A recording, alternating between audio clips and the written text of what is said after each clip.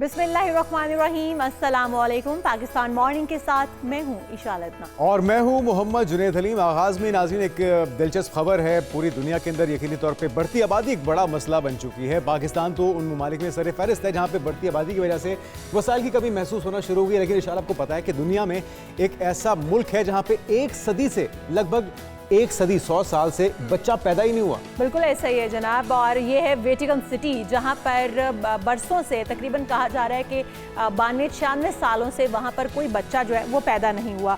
आबादी इतनी, क्योंकि हम देखते हैं बहुत सारे ममालिक में फैमिली प्लानिंग की जाती है, प्रोग्राम तरतीब दिए जाते हैं ताकि वहाँ पर आबादी ना बढ़े। यहाँ तो बाकायदा एक महकमा है फैमिली प्लानिंग का। बिल्कुल, लेकिन इसके बावजूद आबादी बढ़ती इसके बावजूद मेरे ख्याल में सबसे बड़ा मसला इस वक्त आबादी का बना हुआ है। लेकिन वेटिकन सिटी की आप देखें अगर तो वो 100-200 लोगों के ऊपर चंद 100 लोग हैं वहाँ पे जो मुकीम है। और मुनफरिद एजाज जिस तरह से आपने बताया कि वेटिकन सिटी, और आपको पता है कि ईसाइयों के जो मजहबी पेशवा हैं पोप, इनका चुनाव भी वेटिकन सिटी, और वो वहीं पे ही सुकूनत इख्तियार करते हैं। उसको ये एजाज भी हासिल है। लेकिन जुनैद, अगर 96 बरस से वहाँ पर बच्चा पैदा नहीं हुआ तो अब तक तो जो वहाँ के लोग थे वो मरने वाले होंगे, वो बुजुर्ग हो चुके होंगे। बरस की उम्र तक कौन ही जिंदा कोई ऐसी पॉलिसी होगी कि एक स्पेसिफिक एज के बाद वहाँ पे सुकूनत इख्तियार की जा सकती होगी। लेकिन बहरहाल ये एक दिलचस्प खबर है। हमने कहा प्रोग्राम के आगाज में आपके साथ शेयर करते हैं। एक और भी अच्छी खबर है जनाब। अच्छा, वो क्या? मौसम की कि मौसम भी करवटें बदलने लगा है। जहाँ पर गर्मी की आमद है वहीं पर हम देख रहे हैं कि मौसम जो है वो कुछ बेहतर होना शुरू हो चुका है। महकमा मौसमियात कह रहा है कि इस वक्त बारिशों की नवीद भी है। लेकिन हम पहले अपनी टॉप 5 स्टोरीज की तरफ आएंगे, फिर इस डिटेल से इसके ऊपर बात करेंगे, इस जो अच्छी खबर है इसके ऊपर। तो जनाब सबसे पहले हम आपको यही बताएंगे कि रोज़ादारों के लिए अच्छी खबर है कि महकमा मौसमियात ने बारान रहमत के नए सिलसिले की नवीद सुना दी है, और साथ ही साथ PDMA ने अलर्ट भी जारी कर दिया है। इसके अलावा हम बात करेंगे आज के प्रोग्राम में मॉनेटरी पॉलिसी की, जिसका ऐलान हो गया है और शरह सूद 12% पर बरकरार रखी गई है। इस फैसले पर FPCCI ने स्टेट बैंक के फैसले को मायूस कुन करार दिया है, क्योंकि काफ़ी अरसे से ये तवक्को की जा रही थी, उम्मीद की जा रही थी कि इसे सिंगल डिजिट पर ले जाया जाएगा, और ये एक बेहतरीन मौका भी था। लेकिन क्या वजह है कि स्टेट बैंक ने ये फैसला नहीं किया? आज के प्रोग्राम में ये भी शामिल गुफ्तगू करेंगे। और फिर बात करेंगे रमज़ान मुबारक के बाबरकत महीने की, जिसमें इस बरकतों को समेटने के महीने में भी, नेकियां और सवाब कमाने के महीने में भी टोपियां और तस्बीह जो कि सस्ती होनी चाहिए बल्कि मुफ्त में बांटी जानी चाहिए, इनकी कीमतों में होशरुबा इजाफा हो गया है।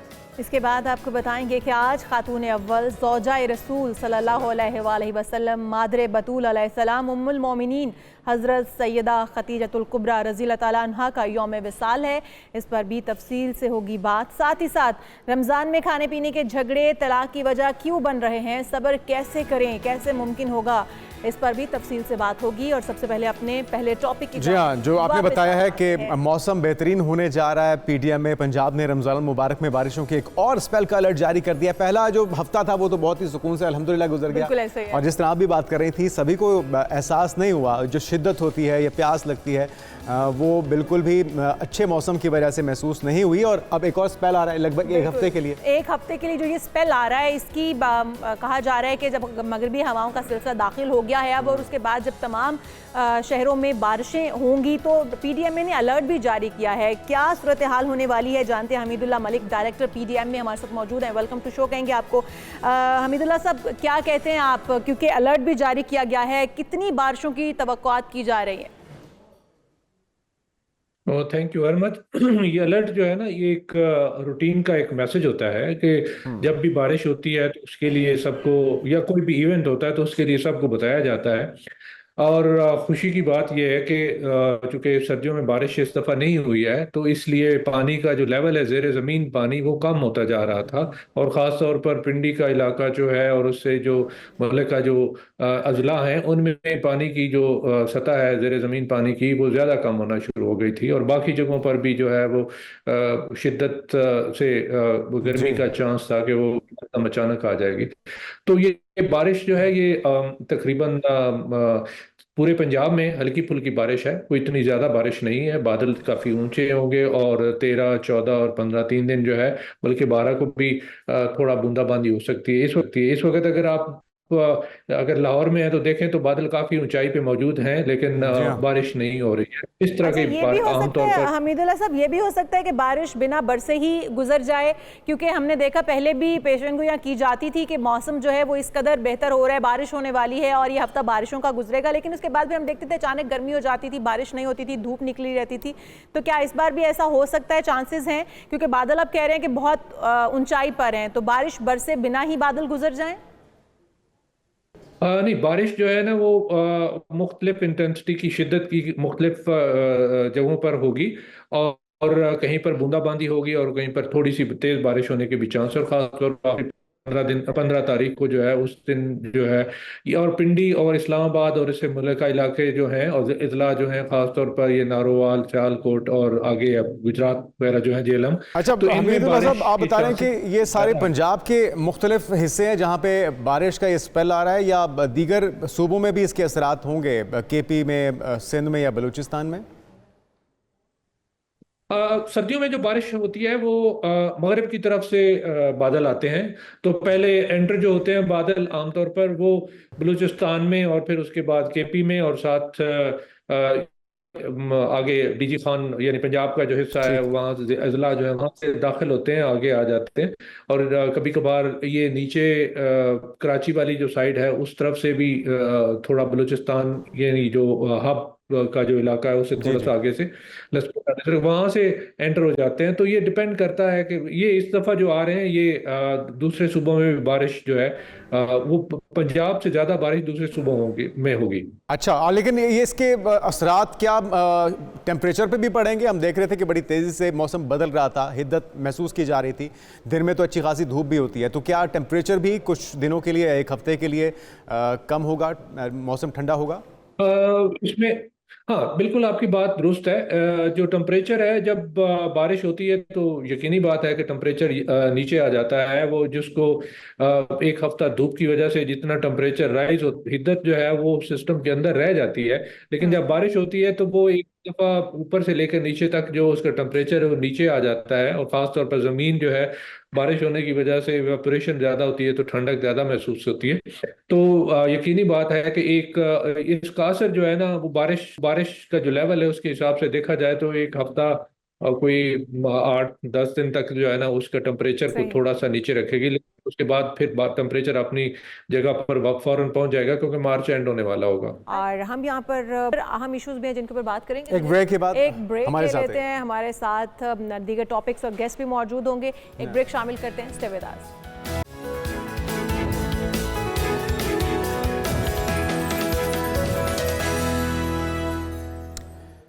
नाज़रीन वेलकम बैक। बात हो जाए कुछ शरह सूद की जो कि 12% पर बरकरार रखा गया है, और स्टेट बैंक ने आइंदा माह के लिए मॉनेटरी पॉलिसी का ऐलान भी कर दिया है। गवर्नर स्टेट बैंक की सदारत में मॉनेटरी पॉलिसी कमेटी का इजलास जिसमें ये फैसला हुआ है, लेकिन इस पर FPCCI नाखुश है, मायूस कुन इस फैसले को करार दे रहे हैं। वो कह रहे हैं कि जी बेहतरीन मौका था, आप 500 बेसिस पॉइंट्स कम कर लेते तो यकीनी तौर पे मौशी तरक्की के लिए, आपको बेहतरी के लिए ये ज़रूरी था कि आप इस मॉनेटरी पॉलिसी में जो आपने अहदाफ हासिल करने के लिए एक शरह सूद 12% पर रखा है उसको कम से कम 5% तक लाया जाए। और इसके ऊपर एक रिपोर्ट तैयार की गई है, पहले वो देखते हैं, उसके बाद इसके ऊपर तफसील से बात करते हैं। स्टेट बैंक की मॉनेटरी पॉलिसी कमेटी ने ग़िज़ा और तवानाई की कीमतों और रकूम की कमजोर आमद की सूरत में बढ़ती हुई दरामदात के बैरूनी खातों पर दबाव का जायजा लेते हुए शरह सूद को 12% पर बरकरार रखने का फैसला किया है। सदर FPCCI आतिफ इकराम शेख ने मुल्क भर की कारोबारी बरादरी की नुमाइंदगी करते हुए मरकजी बैंक के इस फैसले को मायूस कुन करार दिया है। उनका कहना है कि मॉनेटरी पॉलिसी कमेटी के पास ये बेहतरीन मौका था कि शरह सूद में 500 बेसिस पॉइंट्स की कमी की जाती। उनका मजीद कहना है कि मुल्क की माशी इस्तेहकाम के लिए बेहतर माशी पॉलिसियों का तसलसल जारी रखना होगा। हुकूमत रवां साल जून तक शरह सूद को 5% पर लाने के इकदाम करे। स्टेट बैंक के मुताबिक माशी इस्तेहकाम के लिए मुस्तकबिल बुनियाद पर मौजूदा हकीकी शरह सूद काफी हद तक मुस्बत है। जनवरी में करंट अकाउंट खसारे में बदल चुका है। रकूम की कमजोर आमद और कर्जों की वापसी के सबब ज़र मुबादला के ज़खायर कम हुए हैं और बिलखसूस आलमी टैरिफ महाज ने गैर यकीनी की कैफियत बढ़ा दी है। इस हवाले से आपने रिपोर्ट देखी है, हम माहिरीन की राय भी लेंगे। डॉक्टर सलमान शाह साहब, साबिक वज़ीर ख़जाना भी हमारे साथ मौजूद होंगे। मामला बहुत अहम है और इसकी उम्मीद काफ़ी अरसे से की जा रही थी। सलमान शाह हमारे साथ मौजूद है। सलमान शाह साहब, जिस तरह FPCCI इससे मायूसकुन फैसला करार दे रही है, आपके ख्याल में ये बेहतरीन मौका था? 500 बेसिस पॉइंट्स कम किए जा सकते थे या फिर अभी कुछ वक्त और इंतज़ार करना होगा हमें? नहीं, आई थिंक कि अभी बड़े अनसर्टन है, क्योंकि जो आपकी फ्यूचर इन्फ्लेशन के बारे में अगर स्टेट बैंक ने जायजा लिया है तो उसको नजर आ रहा है कि आगे हो सकता है चल के इन्फ्लेशन दोबारा ऊपर हो जाए। क्योंकि इस वक्त जो इन्फ्लेशन नीचे है वो खुराक के आइटम्स और एनर्जी की वजह से नीचे है। बाकी जो इन्फ्लेशन, जो बाकी चीजें हैं, वो सारों में इजाफा जो है 8 से 10% हो रहा है। तो ये एक किस्म का टेम्पररी रिलीफ है कि फ्यूल प्राइसेस कम हो गई हैं और खुराक की कीमत कम हुई है। तो स्टेट बैंक कॉशियस है, वो देखना चाहता है कि आगे चल के ये किस तरफ जाएगी। लेकिन शाह साहब, इस पे कारोबारी बिरादरी काफी नाला नजर आती है। वो कहते हैं कि इसको कम से कम 500 बेसिस पॉइंट्स पर तो कम होना चाहिए था और जून तक 5% तक जो है वो लाना चाहिए। क्या समझते हैं कि ऐसा मुमकिन भी हो पाएगा और स्टेट बैंक क्या ऐसा करता हुआ नजर आ रहा है? नहीं, उसमें ये नहीं करेगा, क्योंकि अगर ये आपने इंटरेस्ट रेट्स ज्यादा मकदार में गिराए तो फिर आपका डॉलर की कीमत एकदम शूट अप करेगी। तो वो जो एक्सचेंज रेट की स्टेबिलिटी है वो भी खराब होगी। लेकिन शायद साहब देखा गया है कि मार्च में एकदम वैसे ही डॉलर की कीमतें बढ़ी हैं और हम देख रहे हैं कि एक्सट्रीम लेवल पर ऊपर जा रही हैं, जो कि पहले हम देख रहे थे काफ़ी मुस्तहकम था, लेकिन एकदम से मार्च के अंदर कीमतें बढ़ने की वजह क्या हो सकती है? देखें, ये एक इन्फ्लेशनरी प्रेशर तो इकोनॉमी में है ना, इसीलिए तो स्टेट बैंक ने इंटरेस्ट रेट्स को बरकरार रखा है। क्योंकि अगर इनको आप गिराएंगे तो आपकी इंपोर्ट्स एकदम बढ़नी शुरू होंगी और एक खसारे जो है, करंट अकाउंट डेफिसिट जो है वो बढ़ जाएगा। पहले तो वो सरप्लस में आ रहा था, लेकिन अब वो दोबारा से डेफिसिट में जा रहा है। तो आई थिंक स्टेट बैंक जो है वो बड़े कॉशियसली आगे चल रहा है, क्योंकि बड़ी मुश्किल से वो उनको स्टेबिलिटी मिली है और वो स्टेबिलिटी को डिस्टर्ब नहीं करना चाहते। वो चाहते हैं कि हुकूमत जो है अपने अखराजात कम करे, हुकूमत जो है ब्यूरोक्रेसी को कम करे, राइट साइजिंग करे, जो इतने मिनिस्टर्स और मिनिस्ट्रीज हैं इनको कट करे।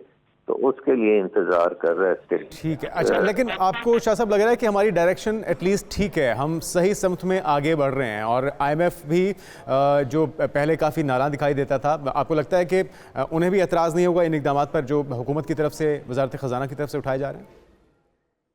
मेरा ख्याल है कि वो मुतमिन होंगे स्टेट बैंक के एक्शन से, और जो मिनिस्ट्री ऑफ फाइनेंस जो काम कर रही है उससे भी मुतमिन होंगे। बट बाकी जो स्ट्रक्चरल रिफॉर्म्स हैं उनके ऊपर अभी बहुत बड़े क्वेश्चन मार्क्स हैं। पर्टिकुलरली एनर्जी सेक्टर का बहुत मामला है। सिविल सर्विस जो रिफॉर्म्स हैं वो नहीं हो रही।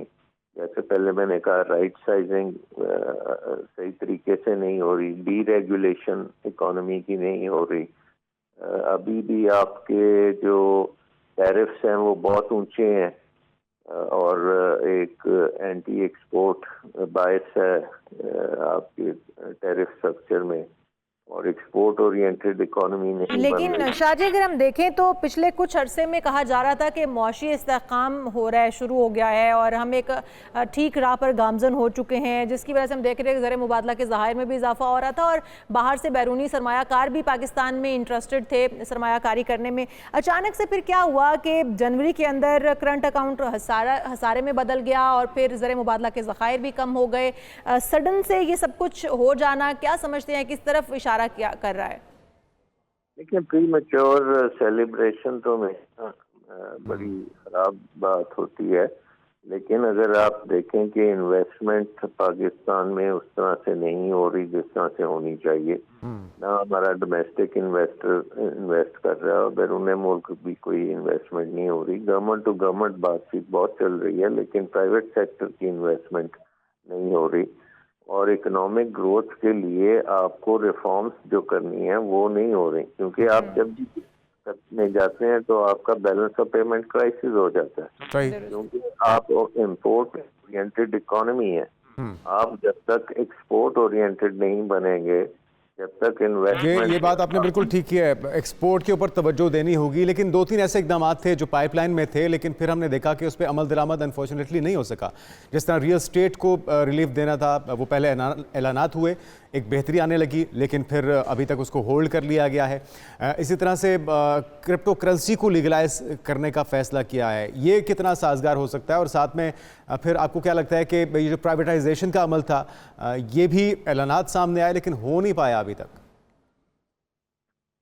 देखिए, यही तो सारे प्रॉब्लम्स हैं पाकिस्तान की इकॉनमी में। स्टेबलाइजेशन IMF ने करा दी है, उसने जो आपके करंट अकाउंट डेफिसिट के टारगेट्स और जो आपके प्राइमरी डेफिसिट हैं उसके टारगेट्स के ऊपर आपको गामजन किया है।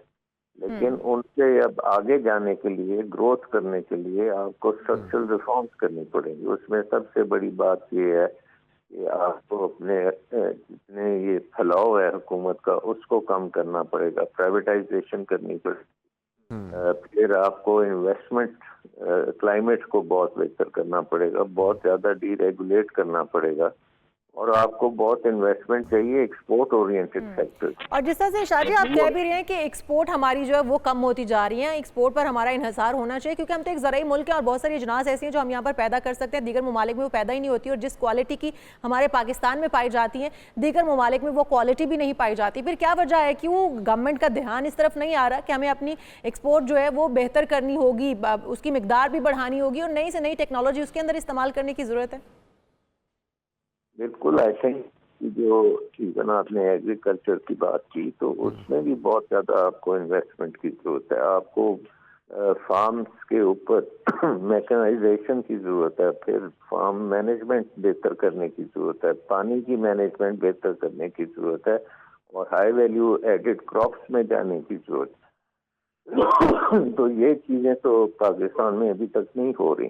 पाकिस्तान अभी एग्रीकल्चर में बहुत कमज़ोर है, बहुत कंपेटिटिव नहीं है, प्रोडक्टिविटी बहुत लो है, और पानी भी हम खासा ज़ाया करते हैं। और दीगर ममालिक के शाह साहब वफूद भी आते रहे और उनके साथ यादाश्तें, मुआहिदे भी साइन होते रहे, MOU साइन होते रहे, लेकिन लगता यूँ है कि वो तमाम मामला सिर्फ पेपरी कार्रवाई तक ही महदूद हैं, कोई भी उस पर अभी तक काम होता हुआ हमें नज़र नहीं आ रहा है।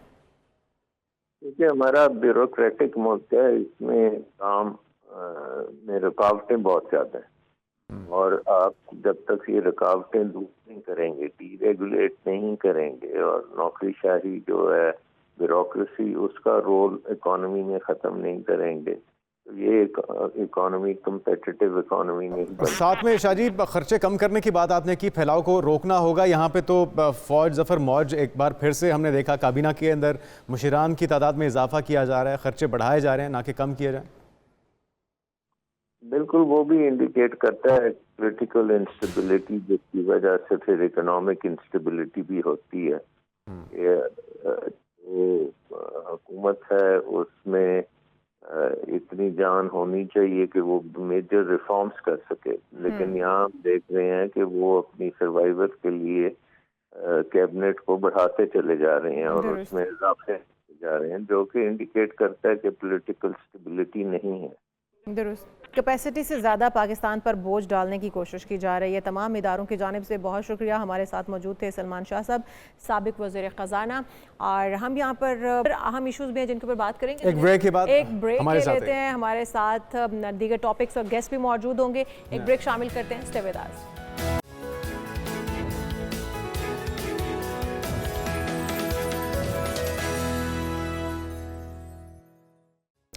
नाज़रीन वेलकम बैक। बात हो जाए रमज़ान मुबारक के बरकत महीने की, जिसमें हर चीज़ को सस्ता होना चाहिए, आवाम के लिए आसानियाँ पैदा करनी चाहिए, लेकिन हम अनफॉर्चुनेट मनाजिर देखते हैं, मुनाफाखोर सरगर्म हो जाते हैं, ज़ख़ीरा अंदोज़ सरगर्म हो जाते हैं और चीज़ों में मिलावट शुरू कर दी जाती है। और साथ रही सही कसर टोपियाँ और तस्बीहां, ये सिर्फ खाने पीने वाली अशिया तक महदूद नहीं है महंगाई, बल्कि इसके अंदर टोपी और तस्बीह की डिमांड इनकी कीमतें भी बढ़ गई हैं, हो चुका है। तो इसके साथ ही कीमतों में भी इजाफा हो गया है। 100 रुपये वाली जो टोपी है वो इस वक्त 250 रुपये में फ़रोख्त हो रही है। 200 रुपये वाली तस्बीह तकरीबन 300 रुपये में फ़रोख्त हो रही है। तो इसमें भी आदो आद मुनाफा कमाया जा रहा है। हमारे साथ हमारे नुमाइंदे शबीर हैदर मौजूद हैं इलामा इकबाल टाउन में, उनसे जान लेते हैं। शबीर, आप बताइएगा, इस वक्त आप किस मार्केट में मौजूद हैं, क्या कहते हैं यहाँ के शहरी, क्यों इतनी कीमतें बढ़ा दी गई हैं?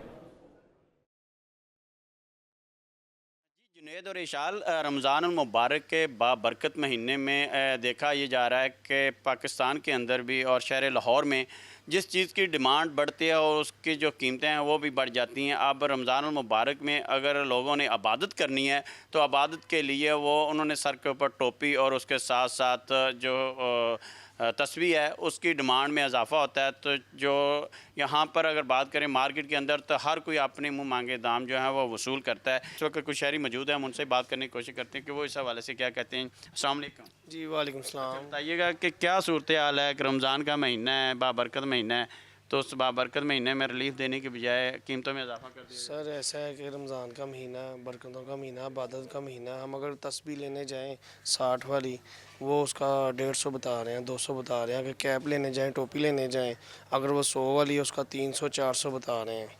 तो हम रेट क्या पूछ के आ जाते हैं, नहीं तो फिर हम रुमाल सर पर बांध लेते हैं। इबादत तो करनी। ਅਸੀਂ ਵੀ कहते हैं तो चीज़ां सस्तियां ने, रमज़ान शरीफ जी बहुत महंगे हो गए ने, माड़ा बंदा ला नहीं सकता। ਅਸੀਂ रमज़ान शरीफ रोज़े भी रखते पे, मिसाल साड़ी इबादत भी करते पे, कुछ चीज़ें सानू जेडी ने रियायत नहीं मिल जाती। जी बिल्कुल, जैसे आपने सुना है कि यहाँ पर अगर बात करें तो डिस्काउंट के ऊपर जो चीज़ें हैं वो दस्तयाब नहीं है। ये इंतज़ामिया का भी, इसमें आप देखें तो इंतज़ामिया का कसूर भी देखने में मिलता है कि ये काम इंतज़ामिया का है कि कीमतों को कंट्रोल किया जाए। जो प्राइस कंट्रोल मजिस्ट्रेट्स हैं वो तमाम जो अशिया खुर्द नोश और अशिया ज़रूरियात जितनी भी हैं उनके ऊपर कंट्रोल करें और रेट का तयन किया जाए ताकि लोगों की जो दस्तरस से बाहर चीज़ें वो ना जाए। बहुत शुक्रिया शबीर हैदर, हमें बता रहे थे। और ये लम्हा फ़िक्रिया है, खुद होश के नाखून लीजिए। मुनाफाखोरों को खुद सोचना चाहिए कि इस महीने में बरकतें समेटें, नेकियां समेटें, लेकिन ये मुनाफाखोर जो है वो इस चीज़ का लिहाज नहीं करे, इस मंथ का लिहाज नहीं कर रहे। आगे बढ़ते हैं, बात करते हैं नाज़रीन। औरत जो कि माँ, बहन, बेटी और बीवी के रूप में मर्द का सहारा बनती है, उसकी घर की बोझ को अपने कंधों पर उठा लेती है और इसे बहुत सी फ़िक्रों से आज़ाद और कई झमेलों से मुतमईन कर देती है। ये ना सिर्फ ज़रूर मर्द की कामयाबी के सफ़र को आसान और सहल कर देते हैं। बिल्कुल जी। और जब अन हज़रत सल्लल्लाहु अलैहि वसल्लम पर मनसब नबूवत की अहम ज़िम्मेदारी की बात की जाए, उन पर आयद हुई, तो हज़रत खदीजा रज़ी अल्लाह तआला अन्हा ने जिस तरह से एक बीवी होने का फ़र्ज़ अदा किया और जिस तरह से उनका साथ दिया और जिस तरह से उनको दिलासा देती थी, क्योंकि वो डर गए थे जब पहली वही का मामला हुआ। तो पहली वही के नज़ूल के बाद जब हज़रत सल्लल्लाहु अलैहि वसल्लम घर तशरीफ़ लाए थे, तो ये आपकी ज़ौजा मतहरा सैयदा खदीजा रज़ी अल्लाह तआला अन्हा ही थी जिनकी तसल्ली आमेज़ कलमात ने आपकी ढारस बंधाई और उनकी हौसला अफजाई के कलमात ने आपको उम्मीद दिलाई थी।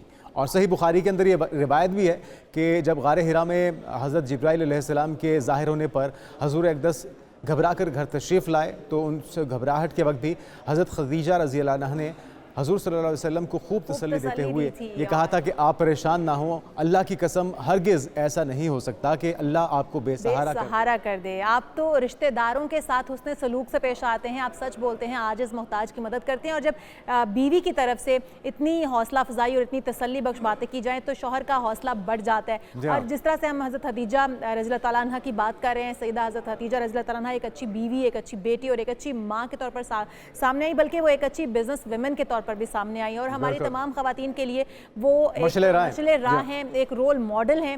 और आज उनका विसाल का दिन मनाया जा रहा है। और रसूल पाक सल्लल्लाहु अलैहि वसल्लम से रिवायत है, ये भी कहा जाता है कि जिस साल में हज़रत खदीजा रज़ी अल्लाह तआला अन्हा का विसाल हुआ, उस साल को गम का साल जो है वो करार दिया है रसूल पाक सल्लल्लाहु अलैहि वसल्लम की जानिब से। हमारे साथ हमारे मेहमान भी मौजूद हैं, हम उनकी जानिब आएंगे, उनका तारुफ करवाते चलो। हमारे साथ अल्लामा गुलाम मुस्तफ़ा नईर अलवी साहब मौजूद हैं, इस्लामिक स्कॉलर हैं, वेलकम टू शो कहेंगे आपको।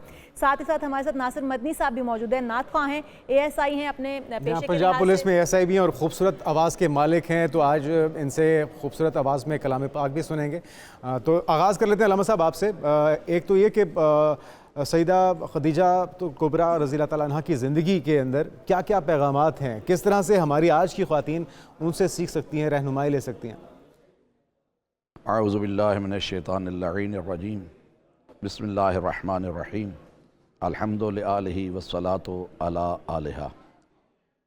सबसे पहले गुज़ारा ये है कि उस हस्ती का हम जिक्र कर रहे हैं कि जो उम्मुल मोमिनीन, उम्मुल आइम्मा, उम्मे अबीहा, हुज़ूर अकरम सल्लल्लाहु अलैहि वसल्लम ने जनाब फ़ातिमा ज़हरा सलामुल्लाह के मुतल्लिक़ इरशाद फरमाया ये उम्मे अबीहा है, तो जो उम्मे अबीहा की भी माँ है वो खतीजतुल कुबरा है। सुभान अल्लाह।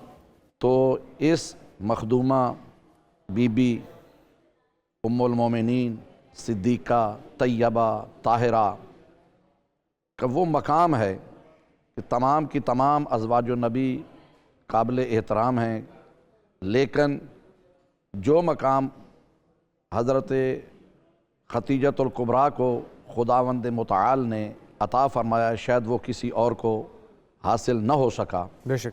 और इसमें फिर सबसे बड़ी बात यही कि ख़ुद रिवायत करती हैं उम्मुल मोमिन हज़रत आयशा रज़ी अल्लाह ताला अन्हा, फरमाती हैं कि जनाब खतीजतुल कुबरा के दुनिया से जाने के बाद भी अक्सर हुज़ूर अकरम सल्लल्लाहु अलैहि वसल्लम हमारे सामने उनका ज़िक्र करते थे।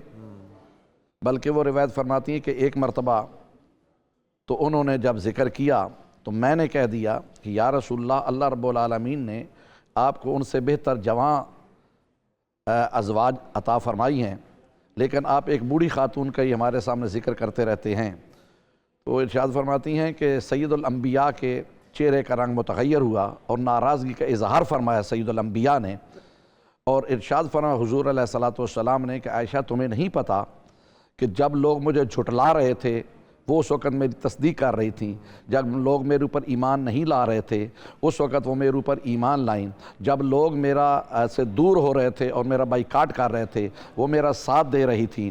तो खतीजा तुल कुबरा सलामुल्लाह अलैहा का मकाम वो अज़ीम मकाम है कि बल्कि फिर वो दोबारा ये रिवायत फरमाती हैं कि जब कभी हम रसूल खुदा सल्लल्लाहु अलैहि वसल्लम के मुतल्लिक़ देखती कि वो हमसे नाला हैं तो हम उनके सामने जनाब खतीजतुल कुबरा का ज़िक्र शुरू कर देती और सैयदुल अंबिया के चेहरे पे मुस्कुराहट आ जाती।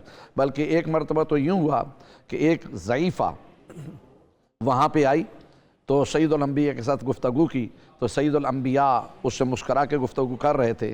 तो बीबी कहती हैं कि मुझे जिस तरह ख़वातीन को होता है कि ये किसका ज़िक्र सुन के रसूल खुदा इतना खुश हो रहे हैं, तो जानने के बाद पूछा ये कौन है, कहा कि ये बचपन की खतीजतुल कुबरा की दोस्त और सहेली थी। जब वो मेरे सामने आई और उनका ज़िक्र किया तो मुझे उनकी ज़िंदगी के तमाम चीज़ें मेरे सामने आ गई। तो बहुत से यानी हज़रत खतीजतुल कुबरा सलामुल्लाह अलैहा के मुताल्लिक़ हमारा ये अक़ीदा और ईमान है कि ये जो कहा जाता है कि सबसे पहले हुजूर के ऊपर ईमान लाएं, ईमान वो लाता है कि जो नाउज़ुबिल्लाह नकल कुफर को है पहले कोई काफिर हो। जनाब खतीजतुल कुबरा सलामुल्लाह अलैहा पहले ही दीन इब्राहिमी पर कारबंद थी, दीन हनीफा पर यह कारबंद थी। इन्होंने ईमान नहीं बल्कि ईमान का इजहार फरमाया है। पहले ही अल्लाह रब्बुल आलमीन की इबादत भी करती थी। अल्लाह रब्बुल आलमीन को यही कि जो उससे पहले आसमानी कुतब थी, तौरात थी, ज़बूर थी, इंजील थी, उसकी इतलात फरमाती थी। और यही वजह है कि इन्होंने उन साबक़ात कुतब में हुज़ूर अकरम सल्लल्लाहु अलैहि वसल्लम आखिर नबी की तमाम जो भी अलामात थी वो वहाँ पे देखी और उनके अंदर एक ये जुस्तजू रहती थी कि ये शख्स कौन है। और एक मरतबा ये हुआ कि एक यहूदी आलिम जो कि जनाब खतीजतुल कुबरा सलामुल्लाह अलैहा के पास तशरीफ़ फरमा बैठा हुआ था तो कुछ ज़िक्र कर रहा था। ये इतने तक सामने से हुज़ूर अकरम सल्लल्लाहु अलैहि वसल्लम का गुज़र हुआ। अच्छा। तो वो यहूदी आलिम कहता है जनाब खतीजतुल कुबरा से कि ये बंदा जो गुज़र कर गया है क्या आप किसी अपने ग़ुलाम या कनीज़ के ज़रिए इसको बुलवा सकती हैं। उन्होंने फ़ौरन एक ग़ुलाम या कनीज़ को भेजा और वो हुज़ूर अलैहिस्सलातु वस्सलाम की बारगाह में गया और उसने कहा कि मेरी मालकन आपको बुला रही हैं। हुजूर अलैहिस्सलाम जब तशरीफ़ लाए तो तशरीफ़ लाना था या उस यहूदी आलिम ने भी उठकर इस्तकबाल किया और थोड़ी देर बैठा। बैठने के बाद जब चला गया तो जनाब खतीजतुल कुबरा से वो यहूदी कहता है कि ये वो अजीम इंसान है कि जिसके मुतालिक मैंने पहले आसमानी कुतुब में पढ़ा है कि जो होने वाला आखिरी नबी है। और उसके बाद कहा कि खुशकिस्मत होगी वो खातून कि जिसके हिस्से में ये जवान आएगा। और फिर हज़रत खदीजा, और उसके बाद जनाब खतीजतुल कुबरा सलामुल्लाह हमेशा अपने उसी दिन से उनके दिल में हुजूर अकरम सल्लल्लाहु अलैहि वसल्लम की मोहब्बत ये पैदा हुई और हमेशा वो इंतज़ार में रहती थी। और यही वजह है कि हुजूर अकरम सल्लल्लाहु अलैहि वसल्लम ने, अच्छा अगर मैं यहाँ पे ये कहूँ कि देखें जनाब खतीजतुल कुबरा का लक़ब है मलिकतुल अरब। अरब की वो मुतमव्विल खातून कि जो आज नहीं, आज से 1400 साल पहले अरब की अरबपति खातून थी, ठीक है ना जी, जिनके 80,000 तिजारती ऊँट यमन और शाम की तरफ जाते थे, जिनके 4,000 तक गुलाम और कनीज़ें थीं, जिनके ऊँट और घोड़े जो हैं वो सोने और चांदी के किलों के साथ बांधे जाते थे। इतनी मुतमव्विल खातून। और इन्होंने हुजूर अकरम सल्लल्लाहु अलैहि वसल्लम ने जनाब अबू तालिब सलामुल्लाह अलैहा ने ये एक मरतबा अलैहिस्सलाम ने ये कहा कि मैं चाहता हूँ कि आप खतीजा के माल तिजारत में शामिल हो जाएं। तो जब पता चला जनाब खतीजतुल कुबरा को कि मोहम्मद मुस्तफ़ा सल्लल्लाहु अलैहि वसल्लम मेरे साथ, उन्होंने अपने ग़ुलाम मैसरा को कहा कि एक ऊँट लाया जाए। और ऊँट उसने वो लेके आया कि जो सरकश ऊँट था, अच्छा, जिसके ऊपर कोई सवार नहीं हो सकता था। जब वो ऊँट हुजूर अलैहिस्सलाम के सामने आया तो कुछ लोग जो वहाँ पे तो उन्होंने कहा था ये तू वो लेके आया है कि जो किसी को सवार नहीं होते था। हुजूर अलैहिस्सलाम फरमाते हैं परेशान ना हो, उसका काम था लेकर आना, उसने अपने मालकन की हुक्म को माना है। अब इस ऊँट के ऊपर सवारी मैंने करनी है। जैसे हुजूर अलैहिस्सलाम ने अपनी लब कुशाई फरमाई, फ़ौरन वो आवाज़ उस ऊँट के कानों पर पहुंची तो वो फ़ौरन, जैसे अगर मैं यूँ को कुछ रहे घुटने नीचे टेक दिए, इतना राम हो गया कि हुजूर अलैहिस्सलाम ने उसके ऊपर सवारी फरमाई। और यही पहला मौजज़ा देख कर जनाब खतीजतुल कुबरा उसी वक्त बहुत मुतासिर हुई, बहुत मुतासिर हुई, दिलदादा हुई। हज़रत खदीजा रज़ियल्लाहु तआला अन्हा शुरू से ही मुतासिर तो थी। जी। क्या ये भी सच है कि उन्होंने ही खुद भेजा था? मैं वही अर्ज़ करने लगा हूँ कि जब माल लेकर जाने लगे हुजूर अलैहिस्सलाम तो उन्होंने 2 ग़ुलाम जो थे उनकी सिर्फ ये ड्यूटी लगाई कि आपने हर मकाम पर इनका उठना बैठना चलना देखना है, नोटिस करते रहना, इनको नोटिस करना है आपने। अच्छा, कुछ नहीं। ये बड़ा ही दिलचस्प और खूबसूरत वाक़यात आप सुना रहे हैं, यहीं से इस सिलसिले को आगे बढ़ाएंगे। ज़रा दरमियान में चाहूँगा नासिर भाई कलाम भी पेश कर दें ताकि सुनने वाले महसूस हों आपकी आवाज़ से। जिस वक्त हज़रत खदीजा रज़ियल्लाहु तआला अन्हा ने अपना खुद शादी का एक पैगाम भिजवाया रसूल पाक सल्लल्लाहु अलैहि वसल्लम को, दोनों ही हस्तियां बहुत बड़ी हैं। आजकल के दौर को अगर हम कंपैरिजन थोड़ा सा लेके बैठे ना उस दौर का और आज के दौर का, आज तो बड़ी जिद्दत आ गई, इसके बावजूद लड़की का पैगाम भिजवाना और उसे मायूब समझा जाता है आज के दौर में। बहुत अच्छी बात है, बहुत अच्छा आपका सवाल है। 2 हवाले से इसके बारे में गुजारिश करूँगा। सबसे पहला तो हमारा आज का मेयार, किसी ने इसी तरह चैनल पे मेरे से सवाल किया, इसका मतलब है कि हमारी सबसे पहली जो उम्मुल मोमिनीन है उनकी तो ये देखा जाए तो फिर पसंद की शादी हुई पैगाम उन्होंने भेजा। हमारी आज की मर्द व ख़वातीन की पसंद और हुजूर अकरम सल्लल्लाहु अलैहि वसल्लम और उम्मुल मोमिनीन हज़रत खतीजतुल कुबरा सलाम अलैहा की पसंद में बहुत फ़र्क है। आज की जो पसंद होती है वो होती है जनाब हुस्न व जमाल और माल व दौलत, बैंक बैलेंस, कोठी कार। लेकिन जनाब खतीजतुल कुबरा सलामुल्लाह की बारगाह में कितने अरब के बड़े बड़े सरदारों के रिश्ते आए, लेकिन उन्होंने उनको सब के सब को जनाब अली इनकार कर दिया। लेकिन जब हुजूर अलैहिस्सलाम के बारे में सब कुछ पता चला तो जिनको ख्वाबों में हमेशा रहती थी उनकी मोहब्बत जब दिल में उन्होंने बसा ली तो ये अब देखो ये एक ईमान की कैफियत। अब 2 वजूहात हैं। जैसा कि तारीख़ में मशहूर है कि वो 40 साल की थी, लेकिन हमारे यहाँ जो है उनकी उस वक़्त उम्र जो थी वो जो है 25 साल थी, जैसे रसूल खुदा सल्लल्लाहु अलैहि वसल्लम की थी। और उससे पहले जनाब खतीजतुल कुबरा की किसी और से शादी नहीं, वो कमारी थी बहरहाल। लेकिन वहाँ पर अब देखें कि अगर वो दोनों तरफ से ताना है, अगर खतीजतुल कुबरा भेजेंगी पैगाम तो लोग कहेंगे जी देखो जी 40 साल की बड़ी बातें की जाती हैं, लेकिन उन गलतफहमियों को जी। जवान को भेज रही है। हुजूर अलैहिस्सलाम अगर भेजेंगे तो देखो जी मालो दौलत के लालच में उन्होंने ये कर दिया, लेकिन ये इल्ज़ाम भी जनाब खतीजतुल कुबरा ने अपने ऊपर ले लिया ताकि रसूल की जात के ऊपर ना है कि इन्होंने मालो दौलत की वजह से, यानी कि एक बीवी की हैसियत से, एक माँ की हैसियत से। ये देखिए ये अच्छा दो तरीके से है। हमारे लोग एक सिर्फ इस सुन्नत को देखते हैं और यही वजह है कि उस वक्त से लेकर आज तक जब भी निकाह पढ़ना हो तो पहले इजाज़त खातून से ली जाती है। और अल्लामा साहब ये जो गुफ्तगू है यकीनी तौर पे बहुत ही रहनुमाई का बायस है हमारी आज की नौजवान नस्ल के लिए, बच्चियों के लिए, माओं के लिए भी यहाँ तक। लेकिन वक्त की कमी है, हमें इजाज़त लेना होगी आपसे। आप दोनों की तशरीफ़ का बहुत शुक्रिया। हमारे साथ मौजूद थे अल्लामा गुलाम मुस्तफ़ा नैयर अलवी साहब और नासिर मदनी साहब, आप दोनों का बहुत शुक्रिया। हम यहाँ पर एक ब्रेक शामिल करते हैं क्योंकि वक्त हमारा जो वो काफ़ी कम रह गया है। Stay with us.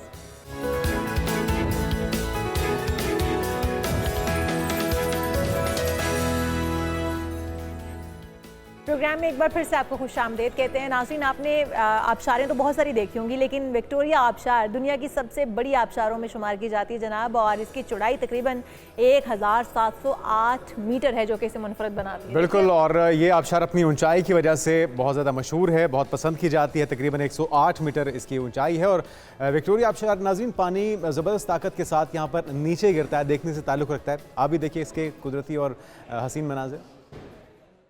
जो दुनिया की सबसे शानदार और कुदरती अजूबों में से एक है, अपने अजीम मंजर और कुदरती ताकत के बायस हर सयाह को महसूर कर देता है। ये आबशार जाम्बिया के दरमियान सरहद पर वाक़ है। जब आप विक्टोरिया फॉल्स के करीब पहुंचते हैं तो सबसे पहले आपको इसका जबरदस्त शोर सुनाई देता है जो गोया पूरे इलाके को लर्जा देता है। आबशार का पानी 108 मीटर की बुलंदी से गिरता है और इसके साथ ही एक हैरत अंगेज धुंध उठती है जो फॉल्स के करीब होने का एहसास दिलाती है। इस मंजर को देखकर ऐसा लगता है जैसे जमीन पर कोई जादू चल रहा हो। विक्टोरिया फॉल्स का मंजर इतना जाज़िब नजर है कि यहाँ आना एक ख्वाब की तरह महसूस होता है। दिन की रोशनी में जब पानी की बूंदें फजा में बिखरती हैं तो एक खूबसूरत कौसे कज़ा बन जाती है जो इस मंजर की दिलकशी को और बढ़ा देती है। ये आबशार न सिर्फ अपनी अजमत में बेमिसाल है बल्कि इसके आसपास की सब्जाजार और खूबसूरत जंगलात भी इसके जादू को मजीद बढ़ाते हैं। आप यहाँ आकर न सिर्फ कुदरती मंजर से लुत्फानंदोज होते हैं बल्कि इसकी ताज़ा हवा और पुरसकून माहौल में वक्त गुजारने का एक अनोखा तजुर्बा भी हासिल करते हैं। इसके अलावा विक्टोरिया फॉल्स के इर्द गिर्द बहुत सी सरगर्मियाँ भी हैं जिससे आप मजीद खुशी हासिल कर सकते हैं। यहाँ आप कश्ती की सवारी कर सकते हैं जिसमें आप आबशार के करीब जाकर इसके शोर और पानी की धारे को महसूस करते हैं, या फिर डुएम्बो के रास्ते पर चलकर फॉल्स के करीब जाकर उसकी जलाली।